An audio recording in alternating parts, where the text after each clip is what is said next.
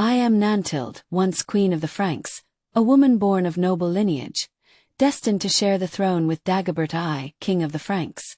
The year is 629, and my life, like that of many women of our time, is entwined with the grand history of our kingdom, marked by both personal joy and the weight of royal duties.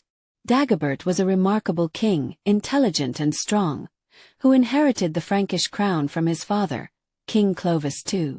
When I was married to him, I was not just his wife but also a partner in the struggles and triumphs of the realm. We were crowned together, and as his queen, I understood that my role was not merely ceremonial but deeply political, especially in a period when the Merovingian dynasty sought to solidify its influence over a kingdom that stretched from modern-day France to Germany. The early years of our marriage were marked by relative peace and prosperity. I helped Dagobert navigate the complex webs of politics that held the kingdom together, all while bearing him children who were destined to become future rulers. Yet, the peace was fragile, for there were many enemies of the Merovingian crown, and ambitious men who desired power were ever present in the shadows.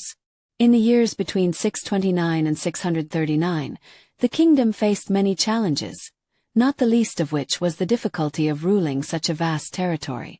Dagobert was a king who sought to maintain unity, but the nobles of the various regions, each with their own aspirations, were often difficult to control.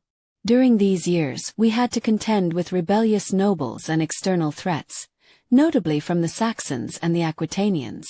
However, not all was fraught with political tension.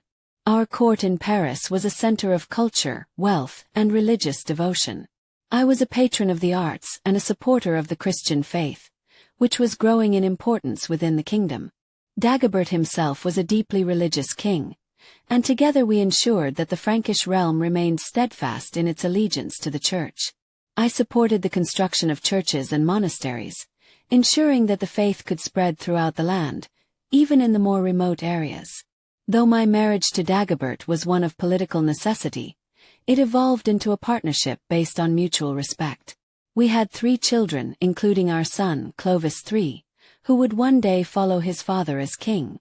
I made sure to raise them with the lessons of leadership, but also with the Christian values that were so central to our kingdom's identity. As queen, I was responsible for the well-being of the royal household and the education of my children, while Dagobert dealt with matters of state. Yet, despite the peace we tried to maintain, the years between 629 and 639 were not without personal heartache. In 637, I lost my beloved Dagobert. He died too young at the age of 44, leaving me with a kingdom that was once again at a crossroads. His untimely death threw the realm into a state of uncertainty, as our son Clovis III was too young to take the reins of power effectively. I, as queen, had to step forward, ensuring that my husband's legacy did not fade, and that the stability of the kingdom was maintained in this difficult transition period.